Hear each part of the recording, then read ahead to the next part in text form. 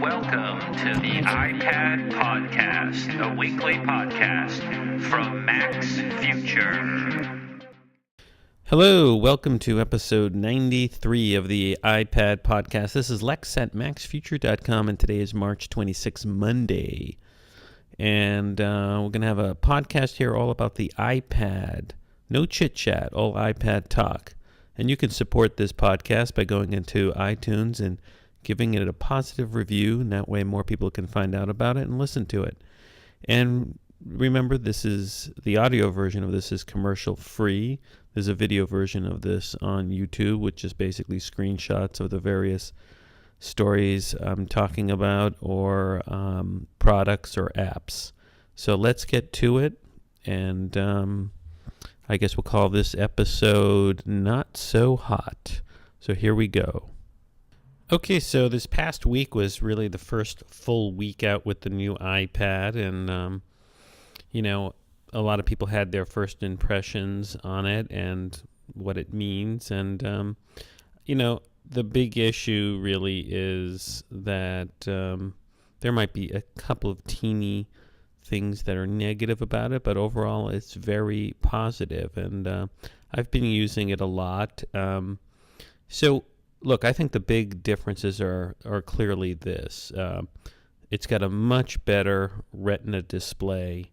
It has a much better display. It's a Retina display than what existed before, but you only really notice it when you sit down and start using it. If you stand up and hold the iPad, new iPad and the iPad 2, from a distance you don't really see a big difference, because even the iPad 2 has a great screen.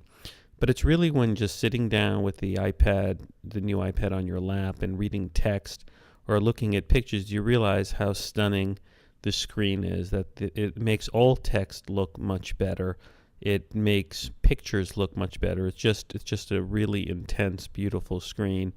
So that's like the big thing. I mean, the other thing that I really like is the voice dictation. The old iPad doesn't have the voice dictation.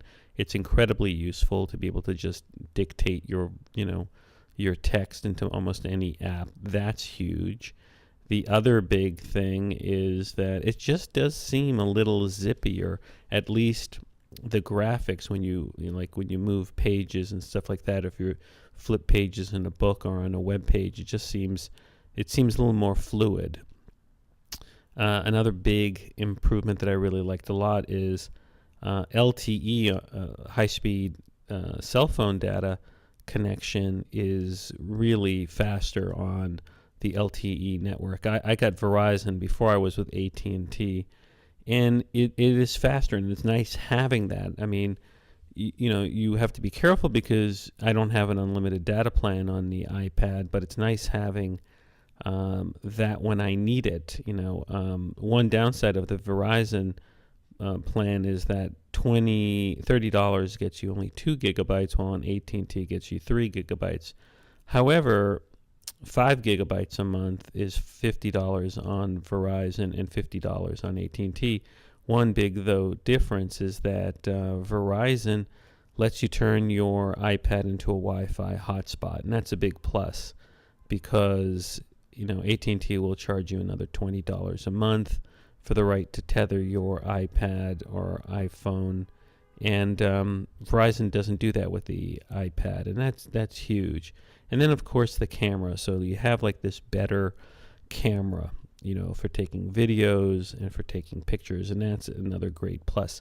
So here's the thing. I mean, I kept the other iPad for my kids, but I kind of like, it's still a great iPad, the iPad 2. And in some ways, it does have something that's a little better than a new iPad, in that it's thinner and lighter. And, you sort of notice that the difference. It is sleeker, the iPad 2. And so, that's something that I kind of miss. But overall, I mean, this is the new iPad is just a stellar product. And I think, first of all, anybody who doesn't have an iPad, I think it's worth getting. And the iPad is the latest generation's better than ever. And those who have the iPad 2, look, if you're really into your iPad, I suggest that you sell your iPad 2 on the market. And, you can get some decent money, maybe 50% of what you paid for it, maybe 60% of what you paid for it. And that can go towards the cost of a new iPad. On the other hand, if you're every, $100 or $200 is $300 is a lot of money to you. Maybe you should hold off, continue to use the iPad 2 until, maybe the fifth or fourth generation iPad. Now, what's interesting is someone I know who was visiting, who I don't know that well, came over and saw that I had 2 iPads and basically said, "Oh, is this your new toy? Is the iPad a toy? The iPad's a toy. You've got a new toy." And I mean, I thought that was kind of, I was really kind of peeved by that, because yes, to some degree, the iPad is like a toy in the sense I can play games and it's fun playing around with technology. But I truly do not believe it's a mere toy. I truly believe that the iPad is a revolutionary device that just really opens up so many possibilities and so many things to so many people, and can really make the human race much more efficient. And I can think of so many ways. I mean, that it's, as we've had computers before, but they just were not as accessible and as easy to use as the iPad. And I think in so many ways, in education, in business, in everyday life for people, the iPad can sort of transform the way you do stuff. And it's more than just the internet. It's like these apps that are created for the iPad are just a better experience overall in I guess, using content or creating content that interfaces with the internet. And if you think about it, I mean, the internet is basically a connection of networks that allows you to share data with other people on the internet. But our primary application for sharing data on the internet has been the web browser. Many people think of the internet as the web browser, but it's not. The web browsers is nothing more than a computer program that gives you access to data on the internet, and for viewing data on the internet, and maybe even creating data on the internet. But it's a program. It's a limited program. It's like a Swiss Army knife, that can do all sorts of things, a browser. And certain companies like Google, got their wealth, particularly Google, by selling ads on the internet. And what the iPad does, as well as the iPhone and smart devices, is find a way to make the network more interesting and more creative and more geared to the user. And I'll give you an example. You can watch videos on the web, like with YouTube, or with on other sites that have a lot of videos, but it's not necessarily the most efficient way to watch a video. Because think about it, like you're going to have a laptop or a netbook or a computer, and you have to sort of sit down, and you've got this vertical screen that is with, has like keyboards jutting out. And that's not necessarily a great way to like navigate, pointing a mouse and clicking and, finding videos and going through web pages. First of all, web pages aren't necessarily the most fluid, easy to navigate type of interfaces. But then you get these like dedicated apps now on the iPad, and each one sort of transforms the iPad into something completely different. And, one app, I'll give you a couple of examples of some apps that I just think are stunning. And, one is, I mentioned before, was this Khan Academy app. And it's truly stunning. Let me see if I can give you a screenshot of it. So every time I look at this Khan Academy app, I'm kind of blown away by it. Now, Khan Academy has been around on the web for a while. It's founded by this guy, Khan, who was at a hedge fund, and he was trying to help his cousin or niece in I guess New Orleans learn math. So he started creating videos on YouTube to try to teach her math. But then all these other people in the world started seeing his videos and started watching them, and were thanking him for teaching people like math and other subjects.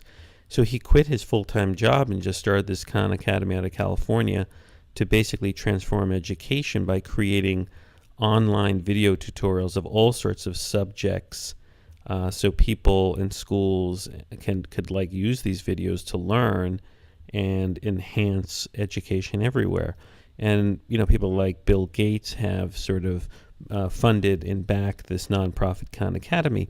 But recently, and I talked about this, Khan Academy released an app, and it's so much more transformative than what you have on the internet. The app is so cool. I mean, it excites me when I read it, because I think, God, not only could my kids learn from this, but I could learn from this. And right now the app, has 3,061 videos in it, and it's all free.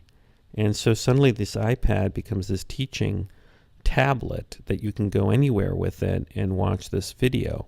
And think how much easier it's going to be for kids and even adults to use this to read. It's less fatiguing than sitting at a desk with a propped up computer. So look at this, and under math, you have all these subjects ranging from basic arithmetic and pre-algebra all the way up to something called VI Heart or brain teasers, as well as calculus and differential equations. And it's so rich in content. Look, I go to basic geometry, and then there's basic geometry, introduction to Euclidean geometry, angles, triangles, polygons, quadrilaterals, circles, work circles. But look, even under humanity and humanities and others, look how rich this content is. There's history, American civics, and art history. Let's say somebody was trying to become a U.S. citizen, they could just read this watch this American civics videos, and there's a lot here on the Electoral College, government fiscal condition. And then under art history, look how many videos there are here under art history. There's 290 videos.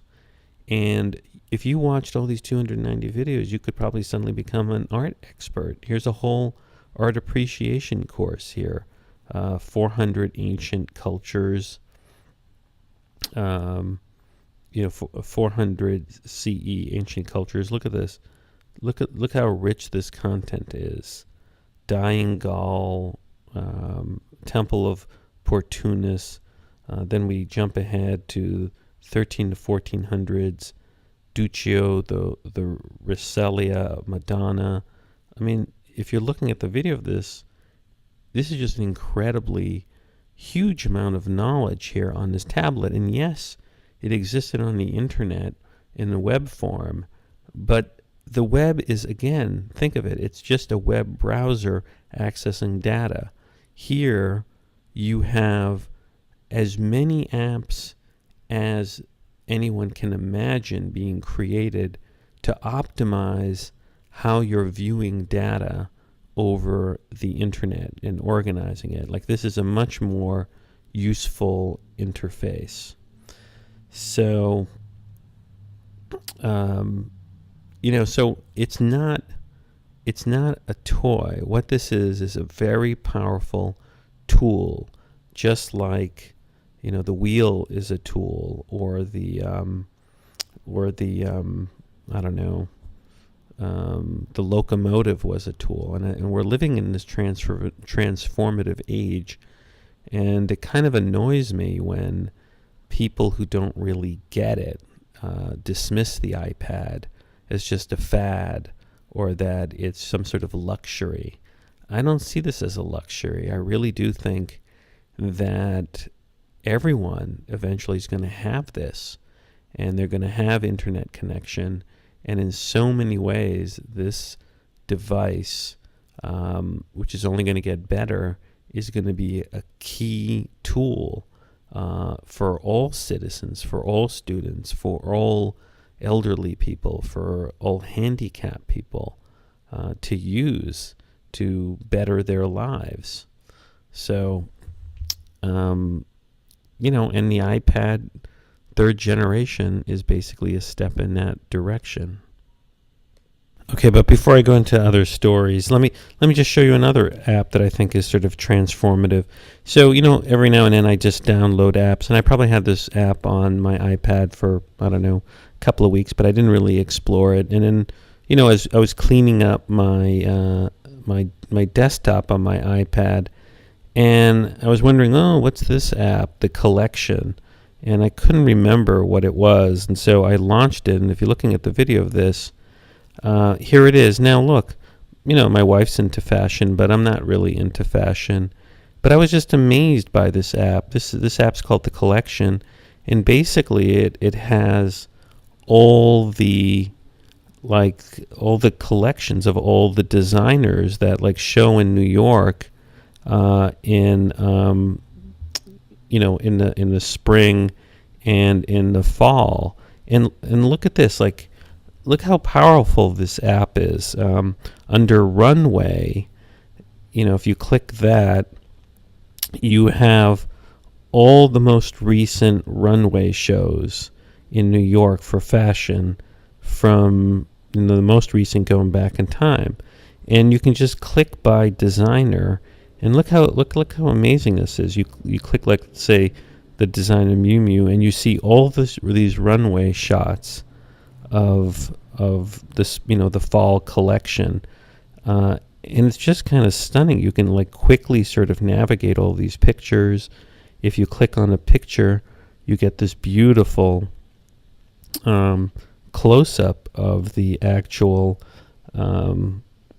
runway shot, and you can just flick through them, and you can see, if you wanted to just quickly see all the collections, you can do it so much faster than you could on a website. It's just so much quicker, and you can see the pictures.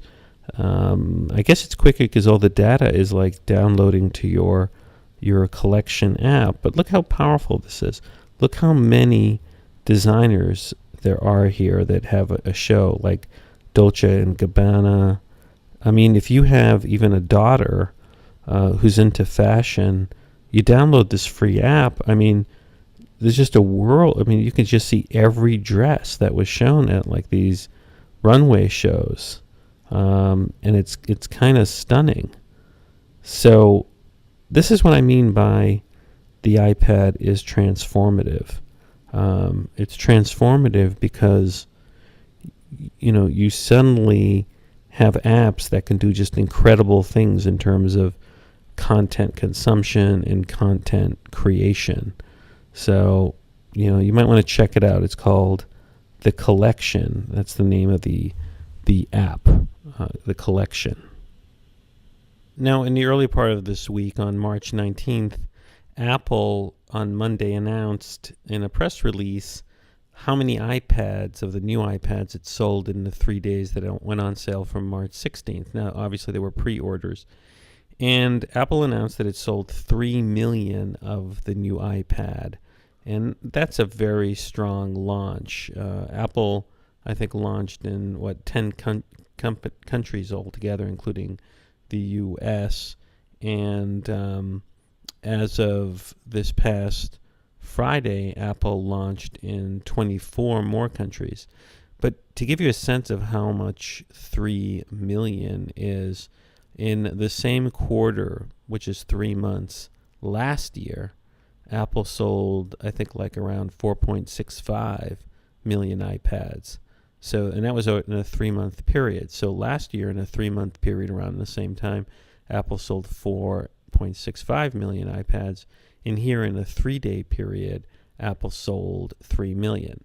Now, part of it is also that Apple appears to have ramped up production much higher to meet demand this year than it did last year. Last year there were massive lines, and it was only initially sold in the United States. So there was this huge market overseas. But here, Apple, I think, ahead of time, had a lot of this new iPad ready to go. I actually think Apple also shipped them all to the United States before the launch and had them ready to go, because as I think I mentioned, I noticed that my new iPad shipped out of Pennsylvania, and last year it shipped out of China to here. Now, it was made in China, but I think they stockpiled a little ahead of the launch these iPads in the United States so that there would be, quicker delivery, or they'd be all set and wouldn't have to rely on as much on like an overseas flight to bring all the iPads here at the last minute. So how many iPads do I think Apple's going to sell in this quarter that ends March 26? I mean, I think the iPad 2 was selling high, and last quarter Apple, I think, sold something like about 15 million iPads. I wouldn't be surprised if Apple sells also 15 million iPads this quarter, or maybe, I don't know, somewhere between 10 or 15. But I think Apple's I think Apple has a good chance of altogether in this calendar year selling somewhere between 60 and 80 million iPads. To give you a sense of how big that is, in the first year and 3 quarters that Apple was selling iPads, and that means 2010 and 2011, Apple sold altogether 55 million iPads.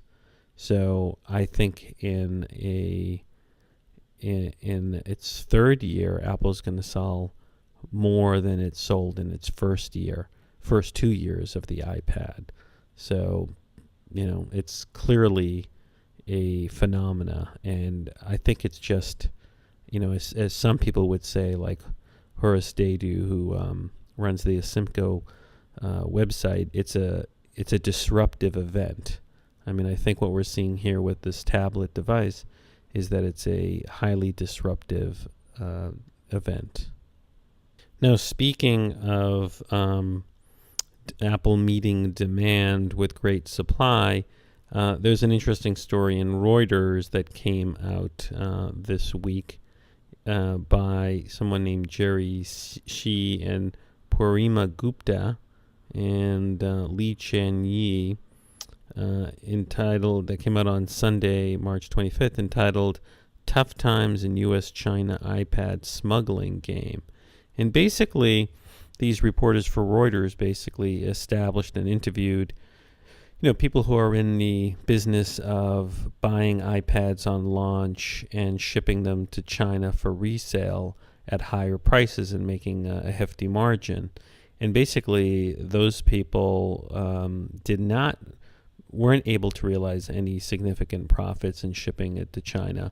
And basically, what happened was Apple, I guess, by selling it in many countries other than the United States and by having plenty supply, was able to keep the price of reselling these brand new iPads, the scalping price, down. And also, apparently, in China, the Chinese government cracked down on these imports and slapped tariffs and fees on people trying to import the iPads into China for resale. So it sort of destroyed any significant profit that the China iPad smugglers could do.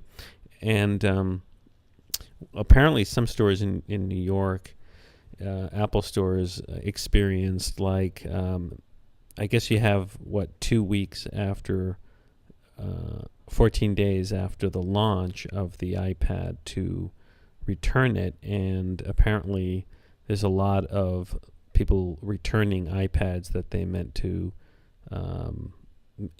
scalp later on. So look, I think that's a good thing. I don't think the scalping was good for anyone. And I think it's great that Apple was able to meet demand. Apple obviously ramped up production and is anticipating that there's going to be huge demand in getting the product out. And I think that's a very good thing. If you go now to Apple's website, I'm just curious. At one point, if you pre-ordered or if you ordered an iPad, it said it was going to ship in 2 to 3 weeks. And let's see now, if you go there, it says it will ship in 1 to 2 weeks. So there's still like a 1 week turnaround time. Now, one thing that's clear is that the new iPad, the third generation, having evolved and becoming more powerful and having more features like LTE, cell phone data connection, the high-resolution screen is becoming an alternative to the laptop for a lot of people. And, mainstream publications like the San Francisco Chronicle have run stories like that. And so, for example, in the Saturday, March 24th, San Francisco Chronicle, a writer by the name of Casey Newton has an article entitled, "iPad Has Truly Evolved into Alternative to Laptop." And basically he's talking about his own experience and how upgrading to the iPad 3 has now gotten to the point where he really thinks he can just ditch having a laptop altogether. He does mention that, since he does a lot of writing, he will get this special case, I think made by Zag, that has a built-in keyboard. But he points out it's the tremendous battery life, the great screen, the touch interface, and I do think it's in some ways a better substitute for a laptop for a lot of people. Because once you get the typing thing down with the iPad, either with an external keyboard or the on-screen keyboard, for most people, that's going to replace a laptop. But I'll tell you, this voice dictation is a major facilitator of going with the iPad, even when you type, because you can, if you have a decent internet connection with the iPad 3, you can really type a lot with your voice dictation. You can dictate a lot. So I do think that we're going to be seeing a trend where many people sort of use the iPad as their replacement for the laptop.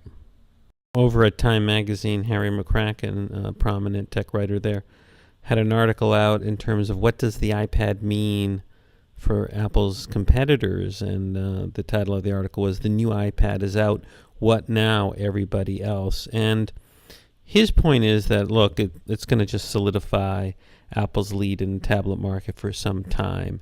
His point is that, look, the Retina Display is not going to be something that a lot of tablet makers are going to be able to compete with in terms of price and performance and getting there and catching up with Apple. He also sort of highlights that it's pretty remarkable that the iPad has LTE 4G wireless broadband and still has amazing battery life. He points out, for example, that the 4G version of Samsung's Galaxy Tab only got 4.5 hours of battery life. The iPad gets 9 hours, and I think that's going to be a big differentiator. Who's going to buy if it's not significantly cheaper, and that the iPad can outperform the battery of a 4G Samsung tablet? Why would you get that? And similarly, if it has a better screen and better performance, and Apple's chip, McCracken points out, isn't technically more powerful than, let's say, the Tegra 3 chip that has 4 processors and this has 2, but Apple has delivered much better graphic performances because of the graphics card in there and optimizing the hardware and the software. And then also things with the dictation and the better camera. Other tablets maybe had this before, but this sort of, the addition of these features really keeps Apple sort of ahead of its competitors. So we'll have to see. Windows 8 is not coming out, and it's not going to be on tablets until the fall, and that gives Apple a long time to continue building a lead against tablet devices. If the more iPads Apple puts into the marketplace and people buy it, the more it's shutting out the Windows tablet as a competitor.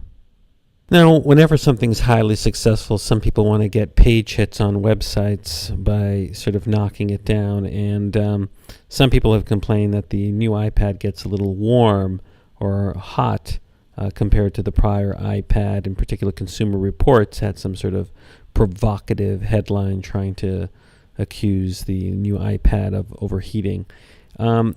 But look, I've been using the new iPad all week, and occasionally gets a little warm on the back, but it's nothing compared to how hot laptops get or netbooks. And articles are coming out, and a lot of people are saying that this Heatgate thing is overblown and it's kind of ridiculous.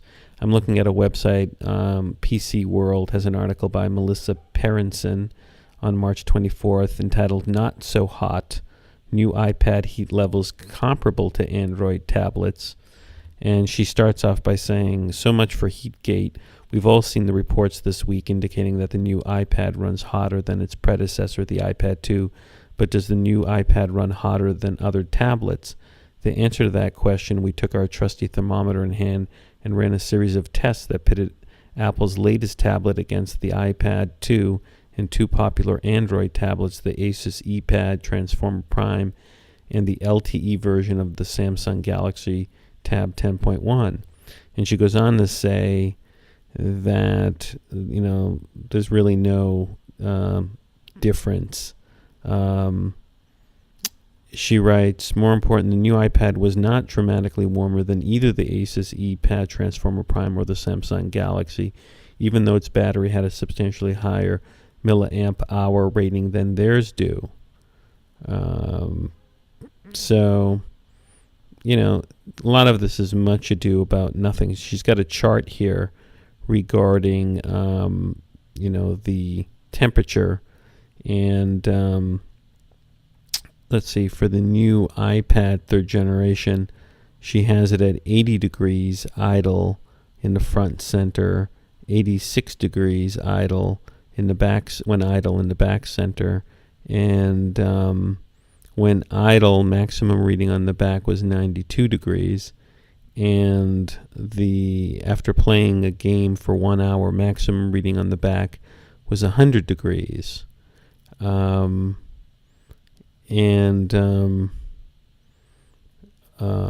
that was when it was plugged in. Now, under battery power, the backside, after playing a game for 1 hour, and most people aren't going to have the iPad plugged in when they're using it, so that's kind of ridiculous. So when you're just using it with the battery power, the 3rd generation iPad, the backside after using it with playing a game for 1 hour, gets to 97 degrees. The Samsung Galaxy 10.1 LTE gets to 98 degrees, and the Asus Pad Transformer Prime gets to 91 degrees. And on the front center, the 3rd generation iPad gets to 76 degrees. The Samsung to 73 degrees. So this is kind of ridiculous. It's not really warmer than any other iPad, and it's really much ado about nothing. If you have any concerns about the heat of the iPad 3rd generation, please, it's not really hot. It occasionally gets a little warm, but it's really nothing, and that shouldn't be the basis as to whether or not you buy it or you don't buy it. Now, speaking of the battery, there is something pretty incredible about the iPad, the new iPad's battery. Now, I mentioned before, one of the great advantages of the Verizon iPad is that you can turn it into a hotspot, a Wi-Fi hotspot. So you could tether up to 5 different devices to the iPad and use the Verizon data connection that you have to hook up to the internet other devices like your computer, your iPhones, etc., or even other iPads.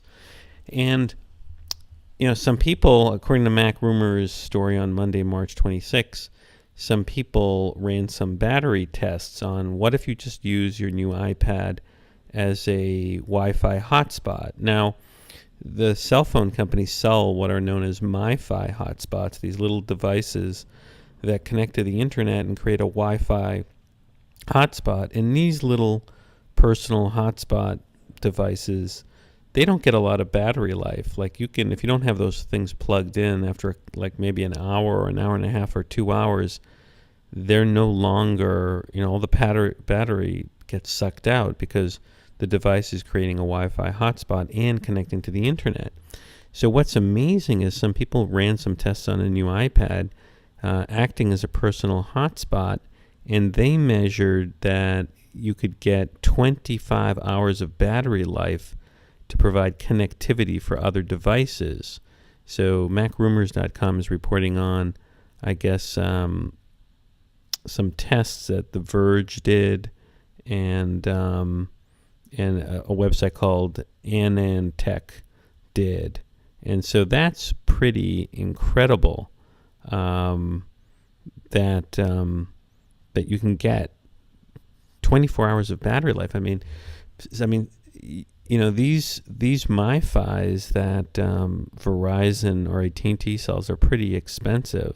So, even if you were just going to use the iPad as a cell phone data, as a MiFi, it's like a value just simply because it's getting such incredible battery life, a whole day. You could go to a conference, you could go camping or something for a day and not have to plug in anywhere and have like this internet connection. So it's pretty remarkable.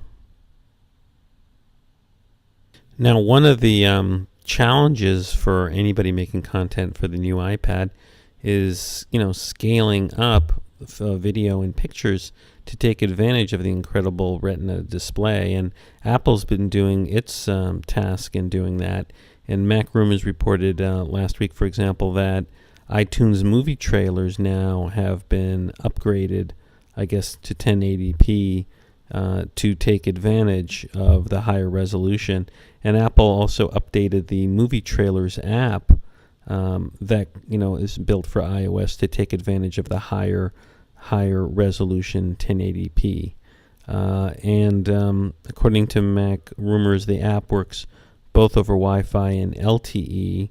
But remember, when you use LTE to watch videos, it takes up data, and ultimately you might be using up more data. So I would suggest using over Wi-Fi.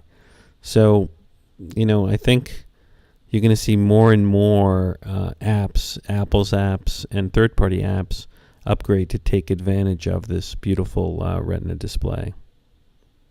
Now, one thing that's been brewing around in the last few weeks that's of interest to iPad owners as well as iPhone owners is this whole issue of privacy. It came out a while back that, the Path app or something took advantage of your contacts on iOS devices to upload them to the Path servers, maybe without your knowledge.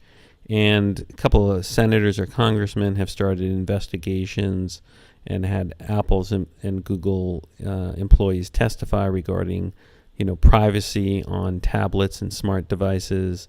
And recently, Apple has taken another step, which I applaud them for in terms of policing their apps, and that is TechCrunch reports that in an article on Saturday, March 24th from Kim May Cutler that, here's the name of the article, it says, amid privacy concerns, Apple has started rejecting apps that access UDIDs. Now, UDIDs are the distinct serial number or for tablets and for iPhones. And basically, Apple knows what your UDID is, but apparently some developers have apps that track the UDID, and Apple's rejecting those apps. Now the developers want access to the UDID so that they can, I guess, maybe use it to better send ads to you. So Techcrunch writes, they talk to some developers and they write, so here's what I'm hearing, according to Techcrunch. 2 of the 10 review teams started doing blanket rejections of apps that access UDIDs this week. Next week, that will rise to 4 of the 10 teams and keep escalating until all 10 teams are turning down apps that are still using UDIDs. And the article goes on to say this is a big deal because mobile ad networks use these ID numbers to make their advertising better targeted. Using UDIDs, mobile ad networks can track consumers from app to app to understand more about ads they respond to and apps they use more often. It goes on to say the UDID, quote, is essential for managing the conversation loop, end quote, said Jim Payne, who runs a real-time bidding platform for mobile ads called MoPub and was early at leading mobile advertising network AdMob before it sold to Google for $750 million. So it's going to make it harder for advertisers to track who you are when you use different apps because they're not going to really know that it's coming from the same device. And is that a good thing? I think it's a good thing. I think, people want their privacy. They don't want everybody tracking who you are, where your phones are, that sort of thing. And I think it's the same with the tablets. I don't want my tablet to be tracked without my knowledge from, third-party ads. So, good for Apple for staying on top of things. Cult of Mac had one of the crazier stories regarding what Apple's competitors may be doing in regards to the iPad and iPhone. And so Cult of Mac's Ryan Fass had an article on March 23rd entitled, Mystery Job at RIM is for, quote, advanced iPhone, iPad management. So apparently Cult of Mac discovered that RIM, which makes BlackBerry, is looking to hire iOS developers with the intention, this is what the article says, quote, of creating iOS apps. Unleashed a lot of speculation about what BlackBerry might be planning to release.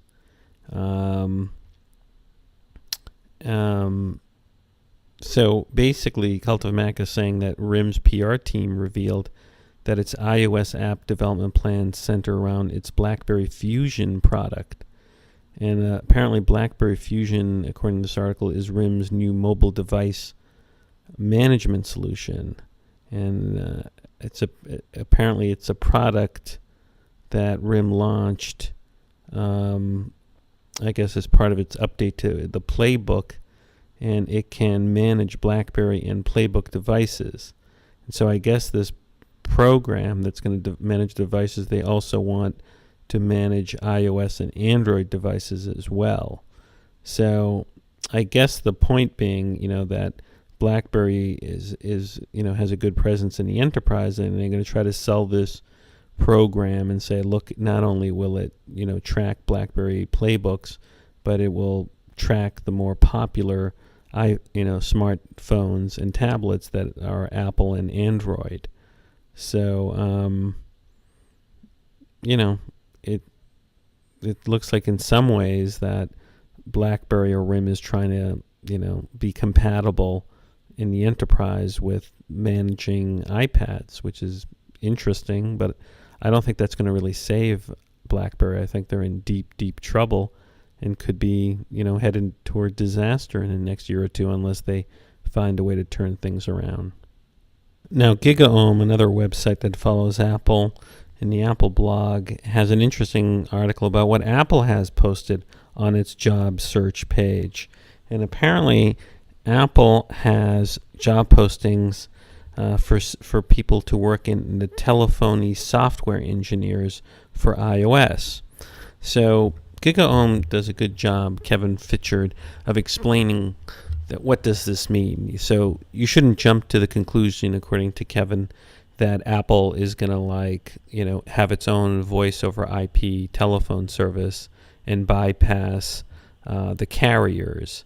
In fact, the main point of his article is that the technology that Apple is looking for in engineers in telephony could be so that the iPhone and other devices work with the future of cell phone telephony, which is moving to voice over IP. Apparently, they use software switches in the future, like that's the same standard as voice over IP, and not the sort of old-fashioned hardware switching, and that Verizon has already got to this. So I do think that's probably the main reason Apple's doing that, so that the iPhone and maybe iPad are capable of that. But he does point out that, look, Apple has the ability to at some point have some sort of voice over IP. I don't think Apple's going to totally undercut the cell phone carriers, because Apple, to a large extent, with the iPhone, relies on carriers in the United States and carriers throughout the world to solve the iPhone. And if Apple just suddenly said, it's going to compete with the carriers, that could really destroy relations, and they might not sell it. But Kevin makes a point, and I sort of agree with it, which is that Apple's like little by little chipping away and giving stuff away for free, which undermine the carriers, right? Like, so for example, actually Apple's whole model has been slowly undermining the carriers, because if you think about it, when the iPhone was first launched, and Apple extracted concessions from AT&T, which were the first major concessions any handset manufacturer could get from a carrier. Prior to the iPhone, like, the carriers controlled the sale of, apps or music or ringtones on a phone, and would demand a cut or have a store to do it. And Apple said, no, you're not going to have any control over what's sold on the iPhone. It's all going to go through Apple, and you're not going to have any cut for it. So look, Apple released a tool with GarageBand to make free ringtones from your music, and ringtones were like a very lucrative area for the carriers to sell on phones, and Apple sort of undercut that. And then, recently Apple undercut the carriers by offering iMessages, so that you could send free messages to anybody else who has an iOS device with iMessage on it, or even now with a Mac. And of course, there's FaceTime. It doesn't work over 3G because the carriers probably don't want it. But FaceTime is essentially a form of voice over internet, voice over IP, telephone calling, as well as video calling. So Apple could go the next route, and I think I agree with Kevin, and basically say, we're just going to build in these tools so that when you can call iOS device to iOS device for free. So, like, let's say you want to call from your iPad and you're on the internet at home, and you want to call your iPhone or your Mac. Well, if you have a Mac or an iPhone or an iOS device, you can instant message through iMessenger, but maybe Apple's going to build, voice over IP into iMessage too. I mean, it's actually kind of interesting because, I wouldn't mind if Apple had just like a unified place for all your communication through Apple, right? So that iMessages, that email, iMessages, and FaceTime were all in one place. And it would be great if they implemented voice over IP that way. So Apple's not going to go like directly at the cell phone carriers and, like, let's say lease cell phone data spectrum, Apple maybe will integrate voice over IP as like an additional feature on not just your iPhone, but your iPad and your Mac. Anyways, that's my best guess as to what these engineers could be up to. So the iOS, iPad, iPhone app gold rush is still on, and one of the more fascinating stories is what happened with a struggling startup that had just like a crazy hit iPad and iPhone app called Draw Something. And it's a free app, but also there's like in-app purchases, and I think there's like $1 or $2 version. But basically, Draw Something is an app. You could get the free version where it's basically like charades, where you can connect with someone and start drawing something, and they have to guess what you're drawing. And it's a simple concept. But as the New York Times pointed out, it had like real implications for some struggling developers. And the New York Times article was entitled on March 25th, "A Game Explodes and Changes Life Overnight at a Struggling Startup." So according to the New York Times, this company called Omgop, which is based out of Brooklyn, was actually based out of Manhattan, Bowery Hotel. Well, no, actually, I'm not sure. I think it's based out of Brooklyn. But basically, this company was making like game apps for the iPad and the iPhone and struggling. And according to the New York Times, one of the principals of the place says they were running out of money, and they quote this guy, Charles Foreman, who founded the company. He said, quote, "I had $1,700 in my bank account yesterday." So look, here's what's going on. This company was struggling and came out with this Draw Something, which became a huge hit both for the iPad and the iPhone, and went to the top of the charts on Apple's iTunes store. And this drew the attention of Zynga, which is the public company that Mark Pincus started, that has Farmville and all that. And Zynga bought this company for $180 million, this little known company. And I guess it made some of the founders of this little company that was about to go out of business very rich. So it's pretty phenomenal. I mean, it's a simple concept, the app Draw Something, but it just shows you that there are still fortunes that can be made in this sort of app world of the iPhone and the iPad. And, sometimes it's like the simplest concept can be a runaway hit. So I think, stories like this are going to continue to draw developers to the iOS platform and to the iPad. I think we're going to see just more apps created. Okay, so speaking of iPad apps, I'd like, one little simple app I'd like to recommend is something that someone who watched one of my YouTube videos on how to make an app using Hype and PhoneGap ended up doing. And it's 99 cents, and I didn't have to pay for it because he gave me a free digital code for it. But it's called Shiny Orange, made by Digital Forklift. And the seller is someone named Jason Bradley. And basically it's a kid's app. And basically it tells a story. It's like a poem and sort of animation where the main character is a shiny orange. It's a very simple app. It's only 99 cents.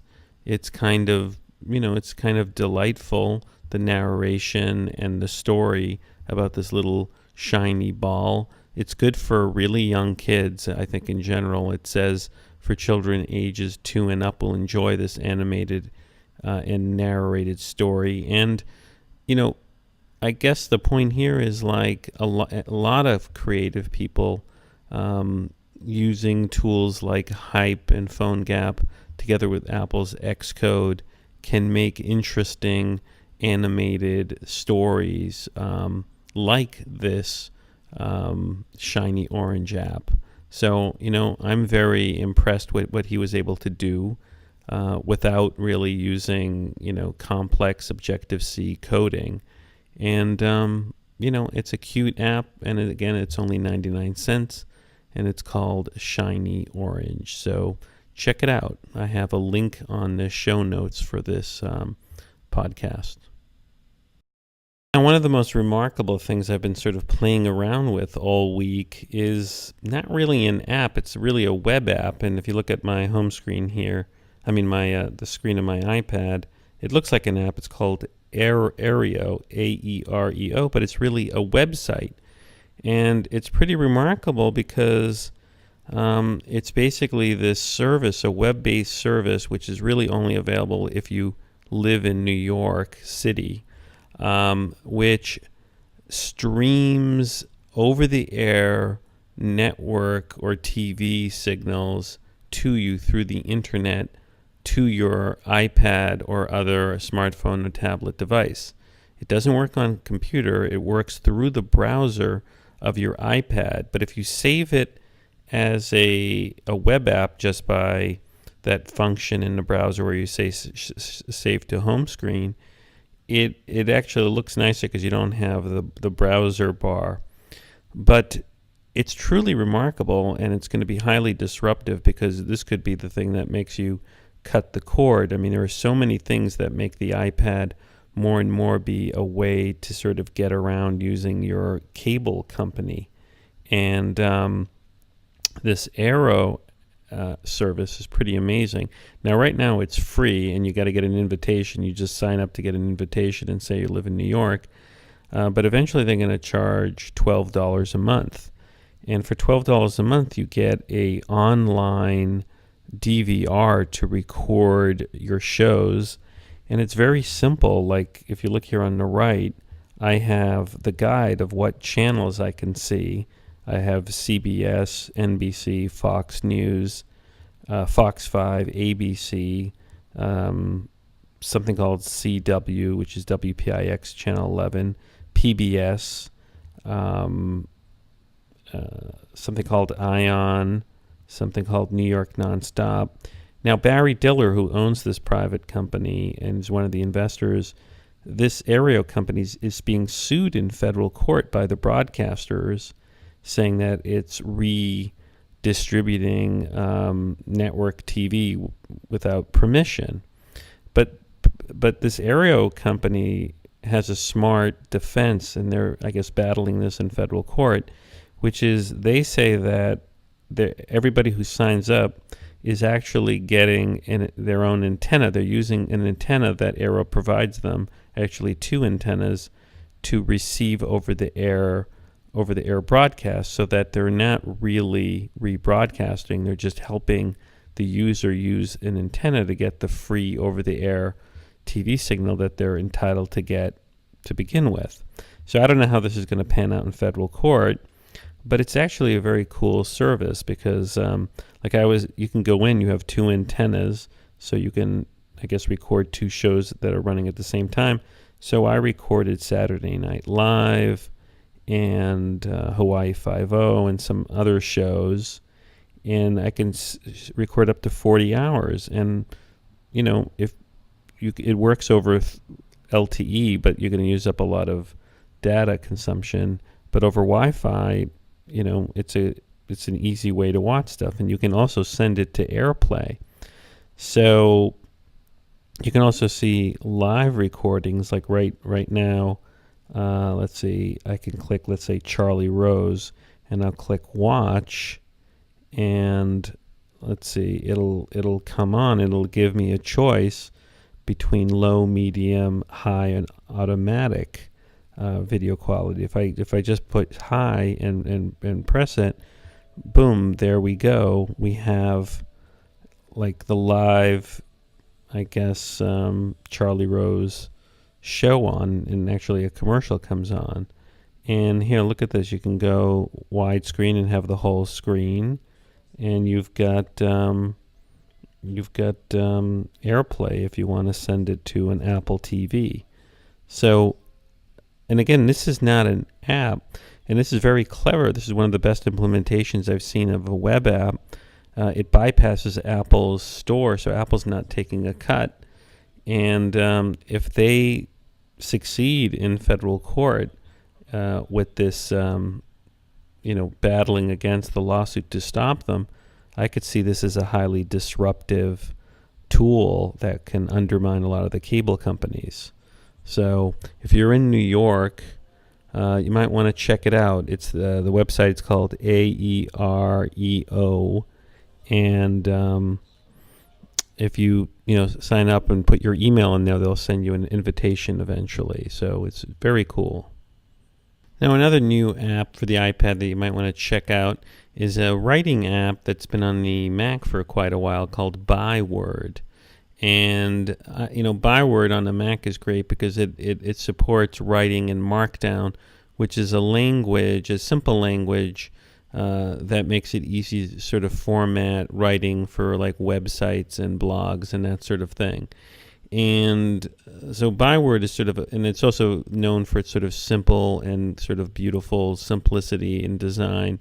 So Byword on the Mac has been around for a while, but now there's Byword on the iPad, and it's currently selling for 50% off at $2.99. And I haven't used it yet, but one of the things that attracts me to it is that I like Byword on the Mac, but right now apparently Byword also integrates with iCloud. So apparently it syncs not only with Dropbox, but using Apple's iCloud service.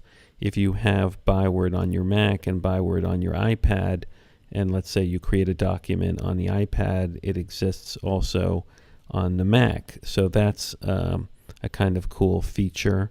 Also, it'll allow you to do Markdown editing on the iPad. So if you're looking for a good text editor in addition to Pages, Apple's Pages, you might want to check out Byword. It's the Mac version is very good, and I suspect they did a good job with the iPad version. Another app I highly recommend, which I've had for a long time, both on the iPad and the iPhone, is Marco Arment's Instapaper, which is basically a great app that synchronizes with bookmarks that you have in your browser on the iPad or iPhone or on your computer, where you can save news stories from the web, which will then automatically sync to your Instapaper app on the iPhone or iPad for later offline reading. And Instapaper, Marco Arment recently upgraded so that it can take advantage of the Retina Display on a new iPad, but he also added a whole bunch of new fonts, and it's up to version 4.1.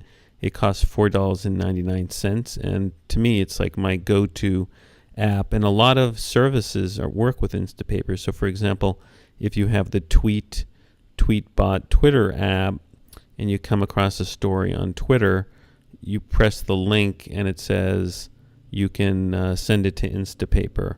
Let me give you a little demonstration. So look how cool Instapaper is. If you're looking at the video of this, I'm on my iPad on the Tweetbot Twitter client app, and let's say I come across a story I want to read, and let's see, what do we have here? We're going down. Okay, here's The Verge, and The Verge is tweeting a link to a story they have. So I click the link, and it says read later, and I go Tweetbot supports read later services. Well, I haven't hooked it up in my account, but I can go into my account and have it hooked up to my Instapaper account. So it's really like a great service. So for Read Later, I have none, but if you want to, you can click Instapaper, put in your account settings, and boom, it'll go right there. So it's really a great tool. Let me show you what Instapaper looks like. I will call up my app. Here it is, and it's quite elegant and quite beautiful. So here I've got read later, and here are just like different articles, and it's a very it's a new design with sort of like boxes, and it's just really a great resource to have. There's a competitor now that has a free tool called Reader or Readability, but Instapaper to me is the gold standard, and I think it's worth spending a few bucks to have this great app. Finally, I should mention, if you've jailbroken your iPad or iPhone, there is a new app for $2. There's an upgraded app for $2 that has a very interesting way to do multitasking on your iPad or your iPhone. And multitasking is, where you have more than one app open at the same time. The way Apple does it right now, you can only see one app at a time. You got to press the home button and get out of it, or use the four-finger swipe to swipe between different panes, but you're not sure what's to the right or to the left of you in the app that you're using. And Cult of Mac points out there's a new Cydia app called Card Switcher 2.0, which brings WebOS type multitasking to your iOS 5 device. And I haven't played around with it yet, but it does look kind of fascinating, and it has a lot of power in it to customize, sort of having multiple ways at looking at apps at the same time. So I don't know, maybe I'll buy it and play around with it and let you do some screenshots next week. But basically from the screenshots here, you can have, let's say, like even 4 apps floating on the screen at the same time, and then sort of switching and opening, going back and forth between them. It's called Card Switcher. So you might want to check it out if you've already jailbroken your iPad. So I don't know, looks interesting. Okay, so that's it for episode 93 of the iPad podcast. This is Lex at Mac's Future. Thanks for listening, and remember, if you want to help out, go into the iTunes store, and any sort of positive feedback would be greatly appreciated. So see you next week.